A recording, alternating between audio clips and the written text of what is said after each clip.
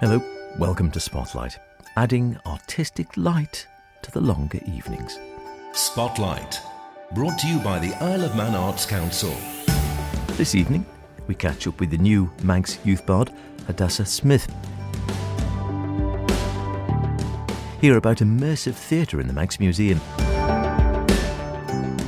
And the Ramsey Music Society launches their summer season of concerts as they gear up for their 50th anniversary next year.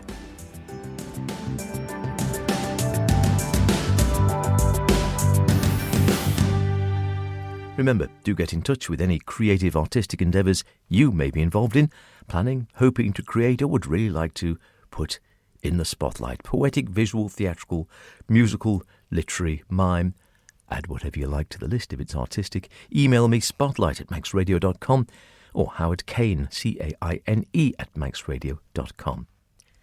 Evening all, lovely to have your company as ever. First off this evening, we're catching up with the relatively new Manx Youth Bard, Hadassah Smith. She was inaugurated into the position earlier this year, taking over from Eva Petrova, who of course we heard throughout her tenure here on Spotlight with some of her wonderful poems. She'll go on to great things, I feel certain. I invited Hadassah into the Spotlight studios, well, just Studio 3 to be honest with you, to tell us about how she was finding the role, what she'd been doing so far, and of course, if she had a poem for us. It's been really amazing. Eva Petrova, the previous Manx Youth Bard, contacted me and told me all about the position, and I was really interested and gave me a lot of tips, should I say, as to what the judges might look for in the competition. In the competition, yeah. Go on, then spill all. What were her tips? Give us a couple of her top tips. To write a poem or two about the Isle of Man, because that's what they specifically like to look for, and just to be very lyrical and to show how your passion for it as well. And so in the bardic competition itself, so people put in and then you're sort of, I think there's like a short list and then you have to do 2 or 3 poems, do you? Yeah, there was a runner-up. The third competitor didn't arrive there, so that was a bit unfortunate. But the second place winner was a friend of mine, Sophie, and I really did think she was going to win, but yeah. No, but you did. Yeah. So I just hope she wins next year. And so it's a case of, had you been into writing poetry beforehand? Is this something you've done for quite a while, or is it something that you've taken up relatively recently before becoming the Youth Bard?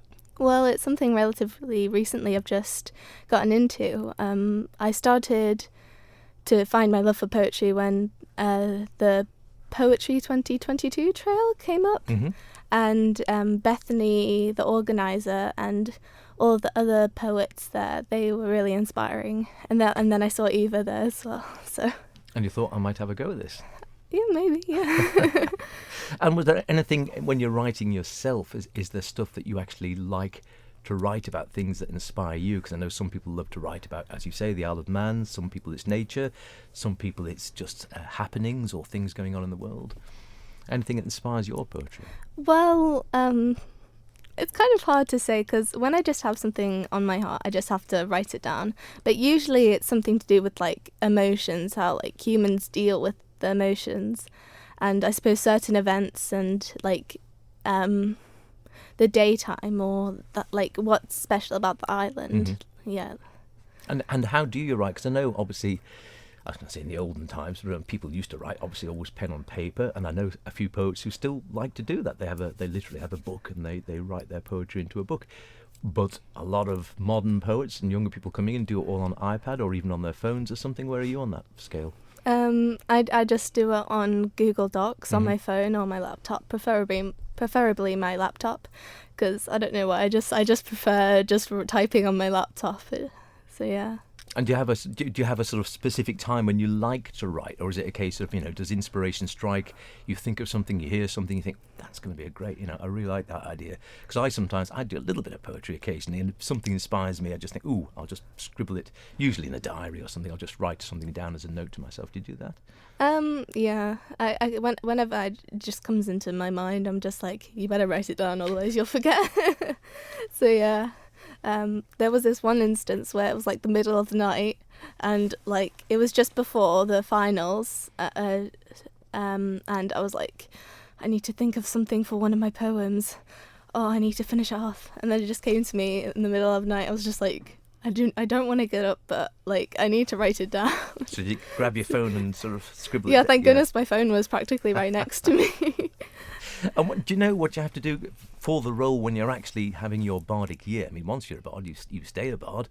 But in your current year, when you are the current youth bard, do you know sort of, are there certain functions you have to do, or is that not clear, or do you sort of, does it happen as you go along? Do you know what the score is? Well, usually I just get an email saying if you would like to come to this event or to do something like an interview. But other than that, I don't think I need to go to certain events. Maybe I'm not entirely sure, No, but more like, by invitation, more so like people, yeah. they'll sort of say, "Oh, could you come along and do a poem here?" And do you like the performing side of it? Because I know, again, speaking to some poets love to write poetry, but don't necessarily like to actually perform it.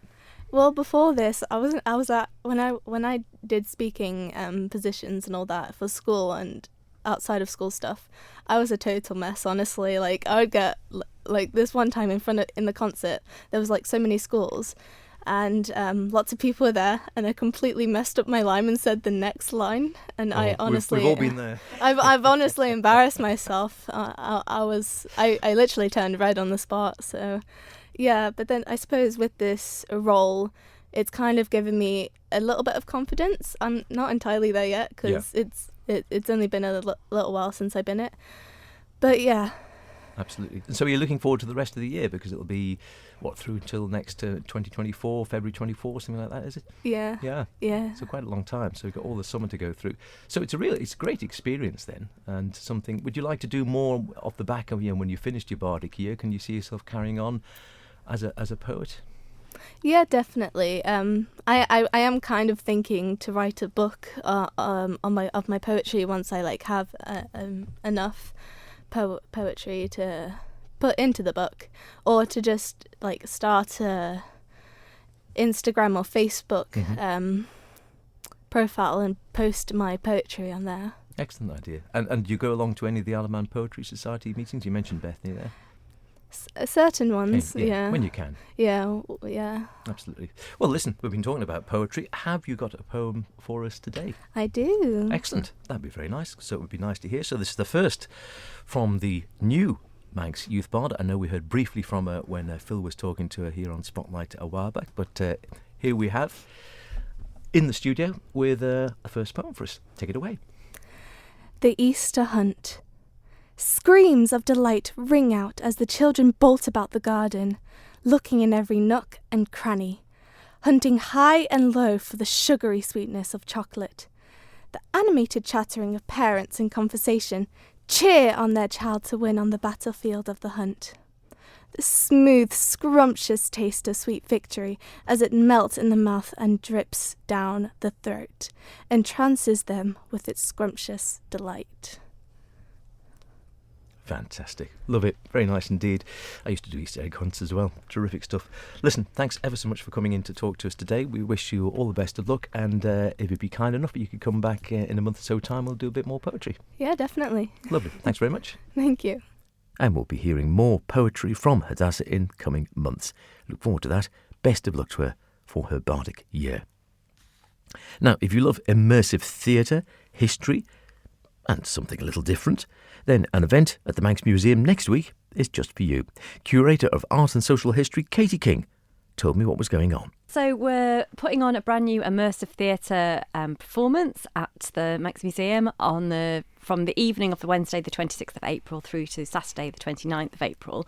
And it's called Labyrinth, the Treasure House. So for those of you that don't know, the Manx Museum in Manx Gaelic is translated as Tai Tashti Vannin, which literally means the treasure house. That is the closest in Manx Gaelic to describe a museum. See, I didn't know that. Yeah, we always love the phrase treasure house anyway. So the Manx Museum, as some of you will know, is 100 years old, or was 100 years old in November 2022. So all this year we've been celebrating the story of the Manx Museum. We've been chatting about it on various programmes, haven't we? And we've got our wonderful exhibition Museum 100 on, which is running at the Manx Museum until October. So every year or every other year, we like to work on a theatrical production with our in-house theatre group, who are called Labyrinth, History in Action. We're a group of volunteers and members of Manx National Heritage staff as well, who like to try and bring stories together from around the Isle of Man or from different places on the island, and we put it together into quite a quirky promenade theatre performance. So we were just working out, actually, this is our 10th year. We started with an event called Castle Rushen Unlocked at Castle Rushen in 2013, and that performance was called Labyrinth. And in that, we guided people, very small audience sizes, like 30 people. We guided them around Castle Rushen in a very unusual way, and you sort of came across the actors and the stories as you go. It's called Labyrinth style theatre, which basically means you don't just sit and watch something in a theatre. You are being taken on a journey, on an adventure. And in this instance, you'll be taking on a journey through the Manx Museum after hours when the doors are locked. And you've got a guide. I act as the guide, so I'm your friend. I'm your safe space. So the audience stays with me, and I will guide you around, and you will encounter different stories in this instance from the Manx Museum's past, or from some of the amazing collections we hold. So there's tales of sort of deer thefts and treasure discoveries, and there's some ghost appearances as well as we go around. And basically we're exploring all the different stories we're telling within the Museum 100 exhibition, but in theatrical form. We've been working on this most of this year and a little bit of last year as well with our cast, who are all fabulous. We weren't able to do a performance last year for various reasons, so we're really excited to be back together. And it's, there's music, there's participation if you want to. You don't have to, nobody's forced to do anything. But it's a really great night out. The performance is about an hour and a half, and basically you're taken on an adventure with a safe person looking after you. And they're so popular, our Labyrinth events, because it's something unusual. We don't think it happens anywhere else on the island. We don't know anyone else that does this Labyrinth theme theatre, which is much more engaging for the visitor, perhaps, than just sitting. I do have to give a warning in that it's not suitable for children under 7, largely because it's very fast paced, and because the actors are amongst you. It can be really distracting if there's younger children crying or there's anything like that. They can be a bit scary as well. You go behind the scenes at the museum into sort of quite small spaces. So if that's not your cup of tea, then don't come along. But it's they are really, really fun nights out. Yeah. And presumably you've got to be happy to be on your feet for an hour or so. Yeah, well. we will introduce bits of seating every now and then. But yeah, there are steps and things like that. But if you really want to come and you're concerned about mobility issues, just contact the museum, because we can always change the performance, and there's things we can do to make it accessible for people. So don't worry, if it's for you and you're really interested, we can adapt the performance for you. Yeah. Oh, lovely. And you said you've been working on it for a year or so. So who actually writes all the script? Is that all done in-house as well? Yeah, so it's done with the cast. So we have cast who enjoy the script writing. So what we normally do is we will work as a group to storyboard out the performance. So we work on the storyboard where we think each story would fit within gallery spaces or storerooms or behind the scenes spaces at the museum in this instance. And then we say to the cast, who would like to write what, who would like to work with each other. Is this a mass scene where we're all going to be in it? They're always quite fun because you have to kind of choreograph those. And then, we set them off and we come back with such amazing scripts. And every scene is so different. Every story is so different because we're all such different performers. So some people are very comic. There's some really hilarious scenes. Some people are like the more sort of emotional, hard-hitting stories. So we split it up, and then it's very democratic. And then it's just like, oh yeah, I'll have a go at that. And at the moment, we're in the line learning stages. So I've become quite bossy because I'm like, come on, we all need to learn our lines now. And we're rehearsing, quite a lot at the moment. But it's really good fun. Yeah, we love doing it, and we really love the reaction from the visitors when they come along. Do you get to act as prompt as well? Because you can't have a prompt like you can on a standard stage. Well, no, you can't. That's the problem. Yeah, because our actors are in within you, in within the audience, it's quite intimidating. It is intimidating, and that's why I act as the guide, because I can, I don't have to do that. I'm just grouping you around, and yeah, I mean, because it's live theatre and because it's immersive theatre, they have to adapt and ad-lib all the time, but that's what makes it quite a fun experience. That's terrific. So it's a really different way. Like I said, obviously you can go to the Manx Museum year-round and experience all the wonderful treasures and things that are on display there, but this is a great way to maybe find out more about the culture of the Isle of Man through, as you say, through sort of more performance and just sort of standing and staring. Yeah, and we try and call it Minds on Fire sometimes. So some of the scenes are a bit strange. They might appear a bit strange. They're a bit wacky or a bit zany. Some of them, not all of them. And you might walk away thinking, what have I just learned? What's just happened? But actually, we notice that people think about it and they come back to us even weeks later saying, "Oh, I've been looking into that story. That's amazing. I didn't know that about the Isle of Man." So we do try to unpick some of the unusual stories, or ones that people don't know much about. And in this instance, we're actually also trying to explain a little bit about why museums exist, what collections are for, how we look after them. So there's also a little bit about that being woven through this story, some of the debates we have internally about, how do you display this, and that's going to get damaged, but people need to see it. So all those sort of debates are thrown in as well. And we are talking about how the museum came to be and how there was 150, 200 years ago, a real lack of respect for our own history amongst people living here, and how we've sort of come full circle on that. And that's amazing. I know we were talking about that, I think, on Tammy Ginders, and it is actually a real eye-opener to think it's not that long ago that no one really seemed to care at all about or understand it, because I think I was saying to you at the time, your job was to survive, was to feed your family and survive in a very bleak sort of financial time, really hard to live here. And your stark choices are emigrate or starve. You're not really going to be that concerned about whether you have Viking heritage or not. So, it's come with, it's as the island's evolved, I think that part of our story has become more prominent, because you've got to understand who you are, I suppose, to know where you're going.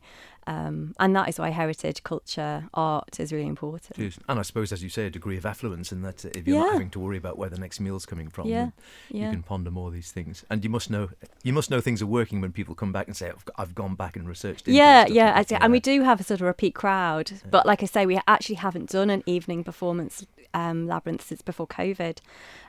So we're all quite excited about it. We did one at Rushen Abbey the year before last in the daytime, and that didn't excite people as much because it hasn't got that sort of locked in the dark sort of atmosphere that we know people like about Labyrinth. Oh, it's terrific. And as you say, it has been the 100th celebration. We must also mention the wonderful M100 podcast, which on Manx Radio have been terrifically successful, but round about just coming up to the halfway mark, I think, 100 of those.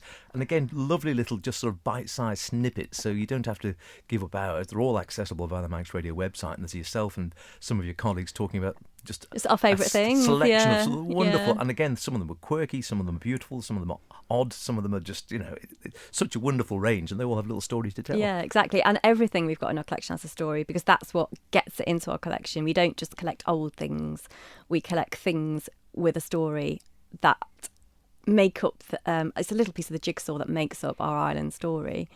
That's terrific. You can go along to the Manx Radio website and check those out. If people want to check out the Labyrinth performance, how do they get tickets? So the tickets are available from our website. So if you go to manxnationalheritage.im and click on the What's On tab, you'll see it. It's called Labyrinth, the Treasure House, and you just click for tickets. So there's a performance on Wednesday, the 26th of April, 3 performances on Friday, the 28th of April, and 3 performances on Saturday, the 29th of April, all in the evenings. Terrific. And will they have a last night party?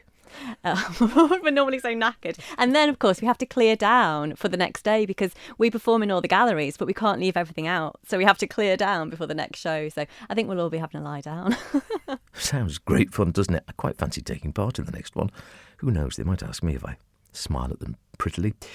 Those performances again: Wednesday the 26th of April, 7pm, Friday the 28th of April, 5pm, 6:30pm and 8pm, Saturday the 29th of April, 5pm, 6:30 and 8. Not suitable for children under 7, remember, but they are very popular generally. Don't hang around if you want to go. Tickets available, as Katie said, from the MNH website. Spotlight.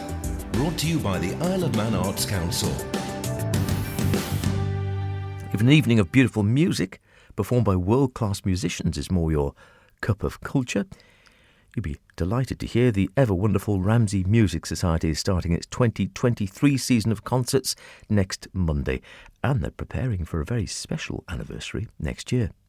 Concert Secretary for the Society, Olga Eggert, tells us more. We're very proud to admit that next year, in September 2024, will be our 50th anniversary. Wow, brilliant. 50 years as Ramsey Music Society was formed. And for a rather small society, it's quite an achievement, I would say. And partially, I would say, is due to the fact that we try to invite really interesting musicians. And the one who is coming and starting our season on the 24th of April is a very good pianist indeed. And as myself being a pianist, I can say with clear conscience he is excellent. He is Hungarian by birth, but he studied in the UK, and he now resides in the UK. And he is a serious young gentleman, and he picks up serious pieces. So it's a rare chance on the island to hear a program that is not very often played. For instance, he's playing a piece by Scriabin, Russian composer of the 19th century.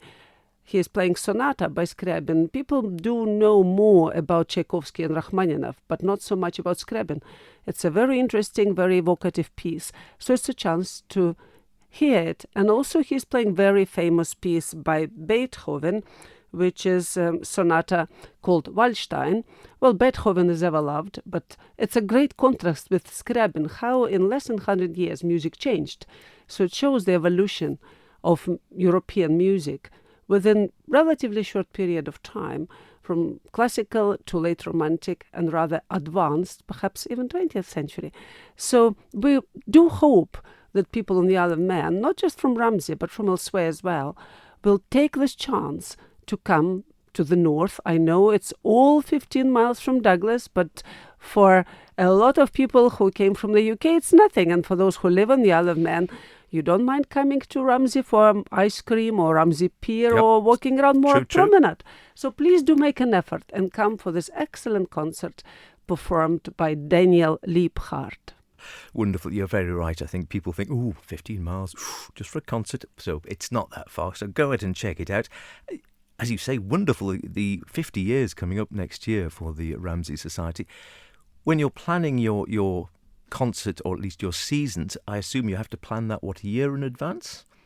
We try to plan long time ahead, and this year is unusual for us because historically, up to this year, our season was 6 concerts starting in September and finishing in March. But we decided to try a new format and to see, perhaps, with the weather in winter being less hospitable, perhaps if we move it more to the summer months, it will be easier for people to attend. So our season this year starts in April, and we have 4 concerts, April, May, June, July. Then we don't have a concert in August, and then we have 2 more concerts in September and October.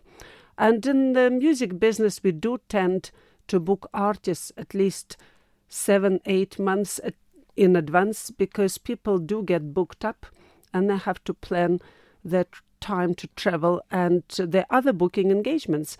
So for the 2024 season, I already have 4 concerts planned. Wow. So we just have 2 more to finalize for September and October 24. But you are in for a big surprise. So if you go to Ramsey today, prepare for big surprise. Never mind going down to the woods, go up to Ramsey. Do you sort of have to think all the time about offering a bit of variety as well, so that with each of the concerts you do, it's a bit different to the last one? From experience, we can see that people like piano concerts, especially piano of romantic period, and we try to offer at least 2 in a season.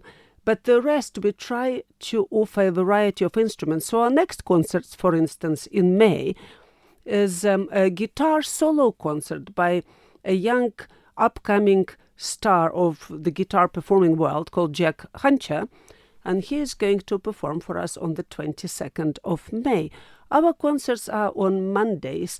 That's how historically it had been, and that's how we are keeping it for now. So it's always on Monday evening at 7:30. So after that, we're having a duo, cello and piano, and there are graduate students of the last year of the Royal Northern College of Music. And we always try to encourage young talent, because all current superstars were young talents once. And we just hope that those who come to us one day might become Yo-Yo Ma of this world. Then in July, we have a Norwegian violinist who is coming with her accompanist, who is Chinese. I must say that in June, the duo that is coming from Manchester are also not of English origin. They're from Eastern Europe, from Slovakia and from Slovenia. So we try to offer also international cast. And for our September season, we have an excellent pianist who offers partially jazz program. He is British, called Louis Peart. And for October, we are in negotiations with a really superstar pianist from Argentina, who is doing a tour of the UK. And through various personal connections, we might just get him on a very friendly basis to come and perform for us. That will be an amazing chance if he does. I'm not going to reveal his name yet because we haven't finalized. But if he does come, please watch this space, because he is amazing, and it will be a real coup for the island if he comes to perform. Terrific.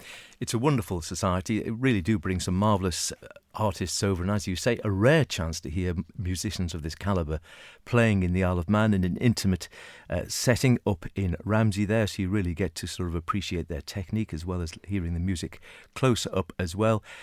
People want to book for the tickets. How do they go about that? We don't really have advance booking, because tickets are mainly paid when people come in.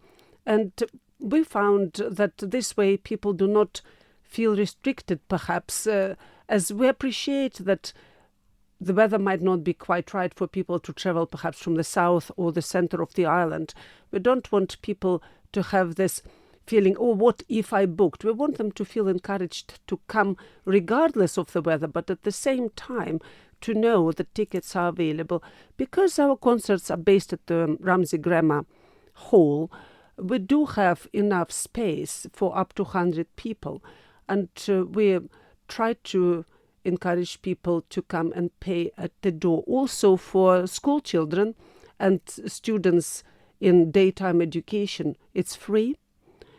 So that's a good value, I would say. So if somebody comes with young children, or teenagers, should I say, or children who are now not children but young adults who would like to come, then they're very welcome, and they just have to show their student card and they come free. A complete bargain. And just finally, you already mentioned 50 years next year, and it sounds like you've already got most of the programme for next year in hand already in 2023. The 2023 programme is nearly finalised, apart from the last concert in October. But for the 2024 season, for our Crème de la Crème concert in September, which is our 50th anniversary, we have not yet booked anybody else, because, again, I'm in the process of arranging somebody really, really special. But with special people, we have to keep confirmation closer to the date. But as I mentioned, prepare for big surprise. Ramsey Music Society is still going strong. What an achievement for a small music society to keep going for half a century, bringing world-class musicians to local shores. Another one of our unsung heroes in the island's artistic scene, I think. You don't even have to book, just turn up on the evening. So Monday the 24th of April for a 7:30 start in the first instance. Hand over a very modest sum, sit down and enjoy a musical bargain. That's about it for this week. Don't forget, if you want to hear anything again, go to manxradio.com, download the Spotlight podcast, listen where you want. Why not try it whilst grooming your favourite Pekingese? Other dogs are available. See you next week. Look after yourselves, and whatever you're doing, be creative about it.